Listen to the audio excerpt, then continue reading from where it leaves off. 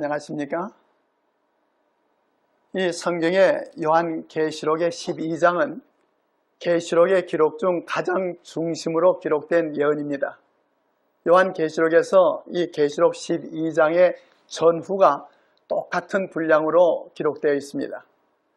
이 요한계시록 12장은 요한계시록에서 가장 명백하여 이해하기 쉬운 예언입니다.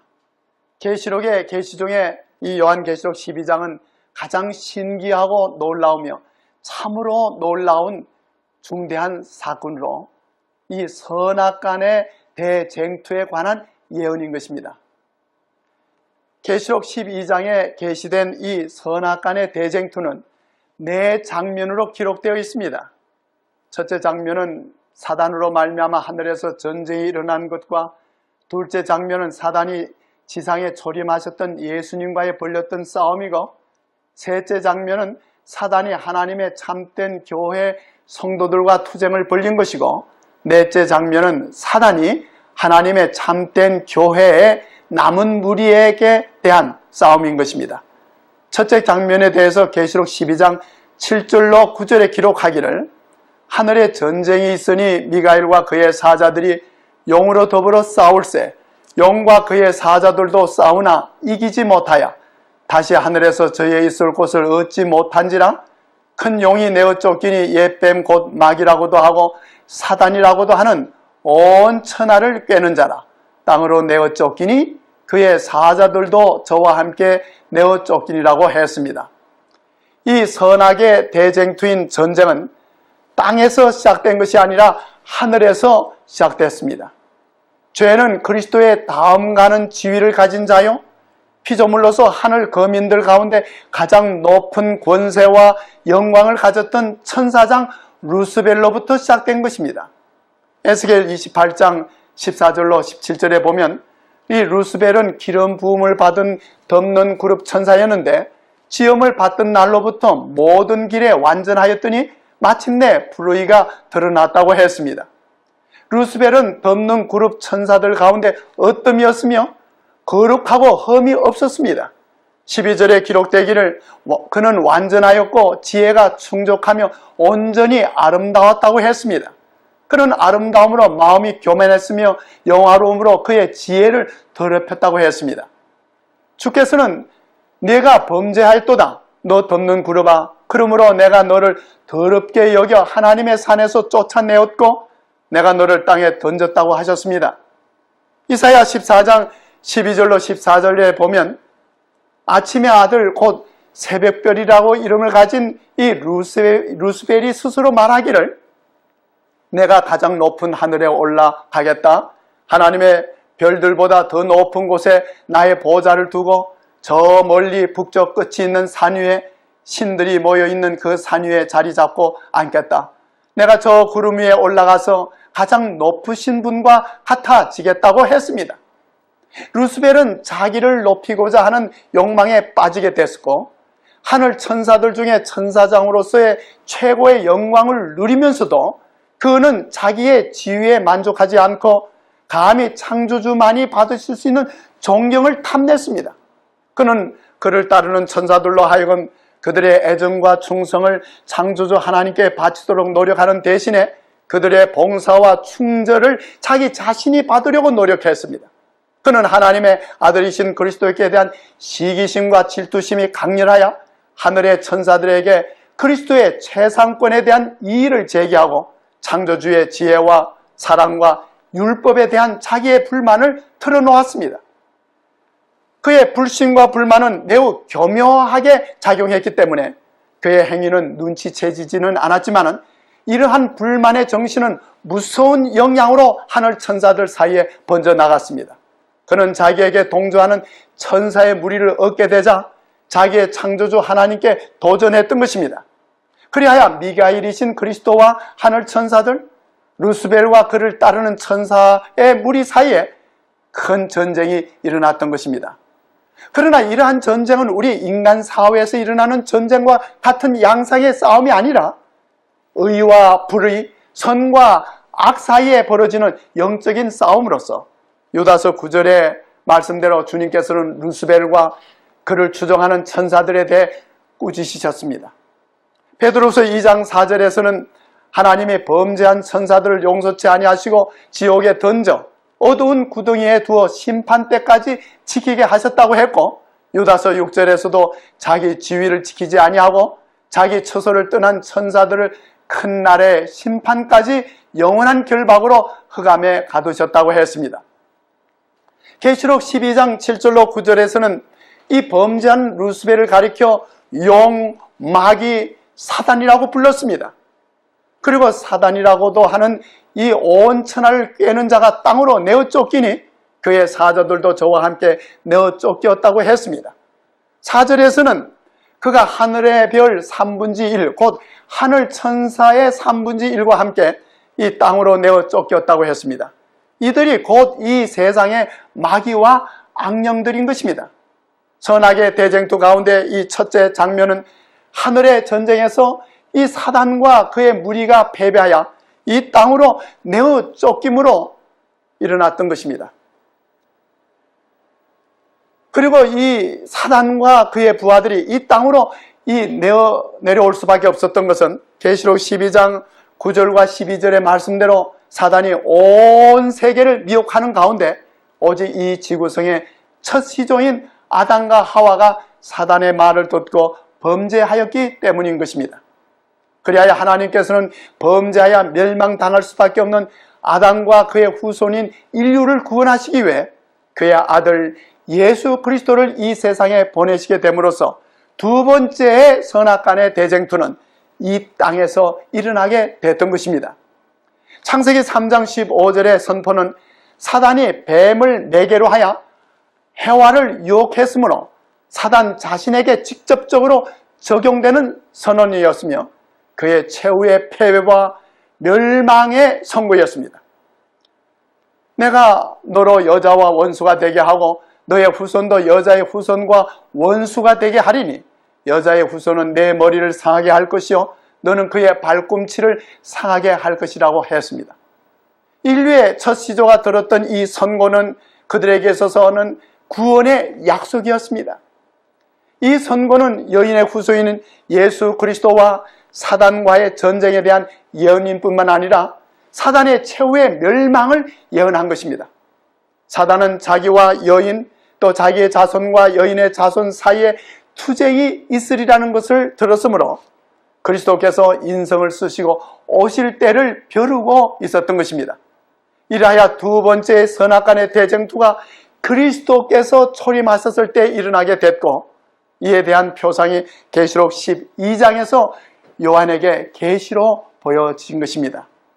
계시록 12장 1절에 하늘에 큰 이적이 보이니 해를 입은 한 여자가 있는데 그 발 아래는 달이 있고 그 머리에는 12별의 면류관을 썼더라고 했습니다.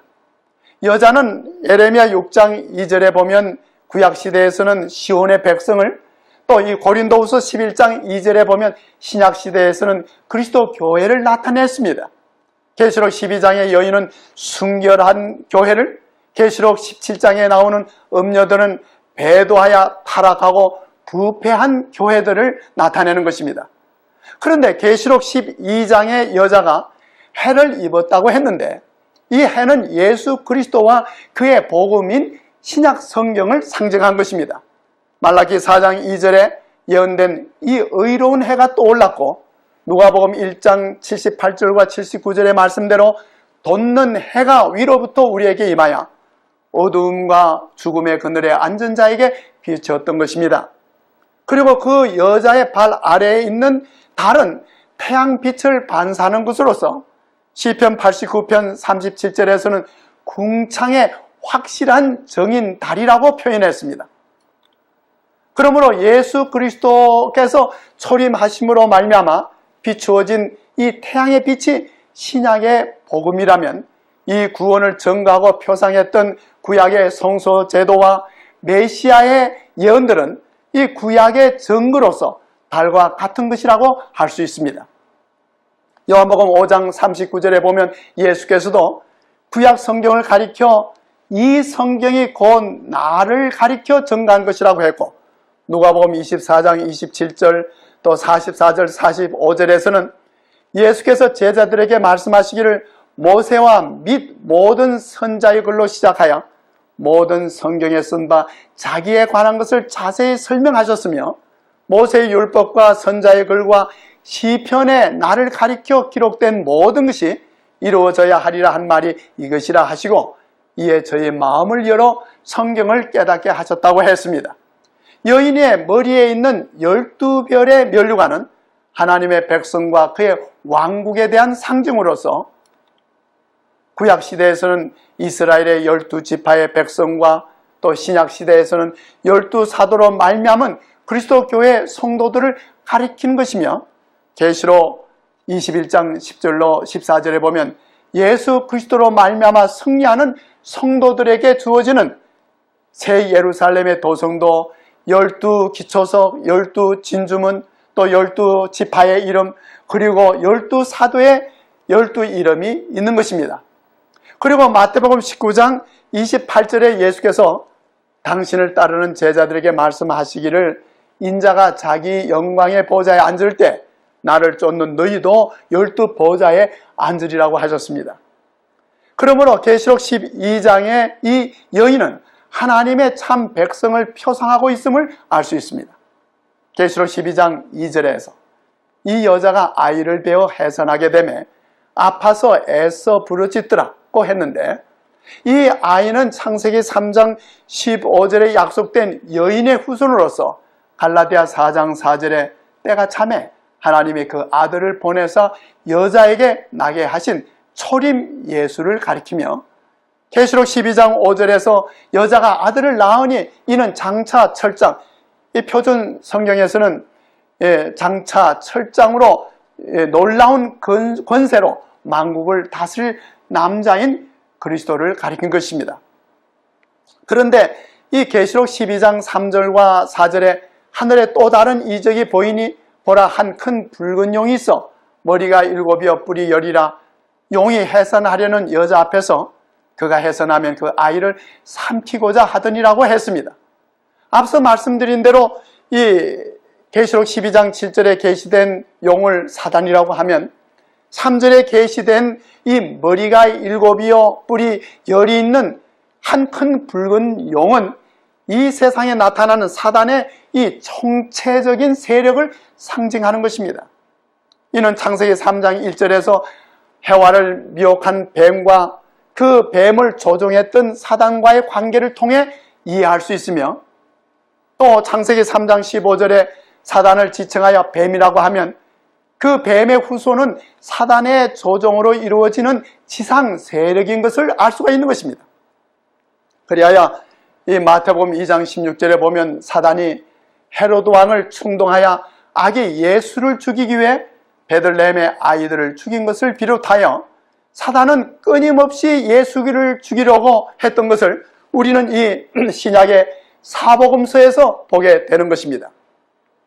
그러나 요한복음 10장 18절에 예수께서는 당신의 목숨을 내게서 빼앗는 자가 있는 것이 아니라 내가 스스로 버린다고 하셨고 이는 요한일서 3장 16절의 말씀대로 그가 우리를 위해 목숨을 버리신 것입니다. 골로새서 2장 15절에 보면 마침내 예수께서는 사단의 정체 모든 것을 밝히 드러내시고 십자가로 승리하신 것입니다. 그리고 계시록 12장 5절과 10절의 예언대로 예수께서 하나님 앞과 그 보좌 앞으로 올라가시고 그리스도의 권세가 이루었으므로 사단은 두 번째 선악간의 대쟁투에서 운명적인 패배를 당하고 말았던 것입니다. 그러므로 계시록 12장 9절에 큰 용이 내어 쫓기니 옛뱀 곧 마귀라고도 하고 사단이라고도 하는 온 천하를 꿰는 자라고 했고 12절에서는 마귀가 자기 때가 얼마 못된 줄을 알고 크게 분내어 너희에게 내려갔다고 했습니다. 그리하여 계시록 12장 6절과 13절, 14절에서는 그리스도 교회를 향한 사단의 싸움이 예언되어 있고 이것이 계시록 12장에 예언된 세 번째 선악간의 대쟁투가 되는 것입니다. 큰 용, 곧 사단과 그의 세력은 남자를 낳은 여자를 핍박하는지라 그 여자가 큰 독수리의 두 날개를 받아 광야 자기 곳으로 날아가서 거기서 그 뱀의 낯을 피하여 한 때와 두 때와 반 때를 지나게 된다고 했는데 6절에서는 그 여자가 광야로 도망하며 거기서 1260일 동안 지내리라고 했습니다. 이는 하나님의 참 교회가 이 사단의 핍박의 세력을 피해 동굴이나 산속이나 궁벽한 곳이나 광야에서 신앙을 지키게 됨을 예언한 것입니다. 그 여자가 큰 독수리의 두 날개를 받아 광야 자기 곳으로 날아갔다고 했는데 이 출애굽기 19장 4절에 보면 옛 이스라엘 백성들이 출애굽했을 때에도 주께서는 내가 독수리의 날개로 너희를 업어 내게로 인도하였다고 하셨습니다. 이는 하나님의 보호와 인도하심을 상징적으로 표현한 말씀인 것입니다. 그리고 한 때와 두 때와 반 때 그리고 1260일은 같은 기간으로서 이는 기원후 538년로부터 1798년에 이 중세 로마 교황 지상권 시대로서 참 그리스도인들은 박해를 받았습니다. 그러면 이러한 기간 동안 하나님의 보호를 받으며 참된 신앙을 유지하고 있던 그리스도인들이 누구였는가 하는 것입니다. 당시 세계 각처에 참된 신앙을 가지고 산재해 있던 그리스도인들이 많이 있었는데 그 가운데는 알비젠스, 알루메니아 그리고 왈렌스인들이 있었습니다. 첩첩이 쌓인 알프스의 산악들의 높은 성체들은 여러 세기를 통해 박해를 받고 압박을 받은 사람들의 피난처가 되었습니다. 왈덴스인들은 거기서 은신처를 얻었습니다. 그들이 사는 낮은 골짜기를 두르고 있는 산들은 하나님의 창조의 능력과 그분의 보호에 대한 끊임없는 증거였습니다. 그들은 사람들의 분노와 강포를 피할 수 있는 피난처를 주신 하나님께 감사했습니다. 그들은 고생스러운 그들의 운명에 대해 불평하지 않았고 궁벽한 산중에 외로이 있으면서도 결코 외롭지 않았습니다. 하나님께 대한 고상한 생각은 천연계의 아름다운 경치와 함께 단순하고도 축복받은 그들의 일상생활에 관련되어 있었습니다. 그들은 하나님께 자유롭게 경배할 수 있는 것을 기뻐했습니다. 그들은 인간의 허영과 화려한 교만을 나타내는 거대한 교회당이나 굉장한 수도원 대신에 멀리 뻗은 산줄기의 기슭에나 알프스의 깊은 골짜기에 모였습니다. 때때로 원수들의 추격을 받았지만 험준한 그 산들이 견고한 산성이 되었습니다. 위험이 있을 때는 큰 바위와 절벽으로 둘러싸인 요새에 모여서 그리스도의 종들로부터 하나님의 말씀인 진리의 말씀을 들었습니다. 그들은 높은 절벽 위에서 하나님을 찬양하는 노래를 불렀으나 이 로마교회 군대들은 그들의 감사의 찬미를 침묵시킬 수가 없었던 것입니다. 그들은 진리의 원칙을 집이나 토지나 친구나 친척이나 심지어 자신의 생명보다 더 귀하게 여겼습니다. 젊은이들은 어릴 때부터 성경으로 교훈을 받고 하나님의 율법의 명령을 신성하게 여기도록 교육을 받았습니다. 젊은이들은 목사에게서 교육을 받았습니다. 그들은 일반적인 학문을 배웠을 뿐만 아니라 성경을 중요한 과목으로 배웠습니다. 마태복음과 요한복음을 대부분의 사도들의 편지서들과 함께 암기했습니다. 당시에는 성경의 사본이 매우 귀했으므로 그들은 그 가운데 있는 귀중한 말씀들을 외웠으며 신구약 성경의 여러 곳을 반복하여 암송할 수 있었습니다. 그들은 성경을 복사하여 기록하는 일도 했습니다. 이와 같은 방법으로 주님의 사업은 진행됐고 하나님의 계시된 뜻은 순근과 같이 빛났습니다. 이라야 중세 암흑시대 전 기간을 통해 성경은 가장 귀한 방법으로 손상되지 않은 채로 보존되었던 것입니다. 그리하여 계시록 12장 15절과 16절에 보면 여자의 뒤에서 뱀이 그 입으로 물을 강같이 토하여 여자를 물에 떠내려가게 하려고 했다고 했습니다. 그러나 땅이 여자를 도와 그 입을 벌려 용의 입에서 토한 물을 삼켰다고 했습니다. 물은 사단의 이 핍박 세력이고 땅은 계시록 12장 6절과 14절에 그 여자를 위해 하나님이 예비하신 곳 광야로 이곳에서 핍박을 피함으로써 세 번째 선악간의 대쟁투에서도 사단은 패배를 당하고 말았던 것입니다. 이제 네 번째 이 선악간의 대쟁투는 계시록 12장 17절에서 용이 여자에게 분노하여 돌아가서 그 여자의 남은 자손, 곧 하나님의 계명을 지키며 예수의 증거를 가진 자들로 더불어 싸우려고 한다고 했습니다. 그 여자의 남은 자손은 세대 반, 또 1260일, 곧 이 1260년 후 1798년 이후에 일어날 교회로서 하나님의 계명을 지키며 예수의 증거를 가진 자들인 것입니다. 그러므로 오늘날 그 누구든지 하나님의 계명을 지키고 예수의 증거를 가진 교인들이라면 하나님의 참다운 이 참된 그리스도 교회 성도들이 되는 것입니다. 계시록 1장 2절에 예수의 증거는 이 요한이 본 것이라고 했는데, 요한이 본 것이란 곧 요한계시록의 예언으로 그 증거를 가진 것입니다. 사단은 이러한 성도의 무리들에게 그의 분노를 나타내고 싸움을 벌릴 것이나, 분명한 것은 세 번에 걸친 이 선악의 대쟁투에서 패배를 당했고, 계시록 12장 11절의 말씀대로 성도는 어린 양의 피와 자기의 증거하는 말을 인하여 저를 이기었고 또 이길 것입니다. 계시록 12장의 계시는 빛과 흑암의 세력의 갈등과 선악의 이 쟁투의 역사를 여자와 용의 표상으로 예언되었습니다. 그 선악의 대쟁투는 태초에 하늘에서 시작되었으며 지상에서 격전을 행했고 예수 그리스도의 십자가에서 그 절정을 이루었습니다. 그러나 그리스도께서 하늘과 땅에서 승리를 거두었고 사단은 운명적인 패배자가 되었습니다. 그 선악의 대쟁투는 중세에서도 계속되었고 이 그리스도의 재림 직전에 이 마지막 결전이 일어나게 될 것입니다.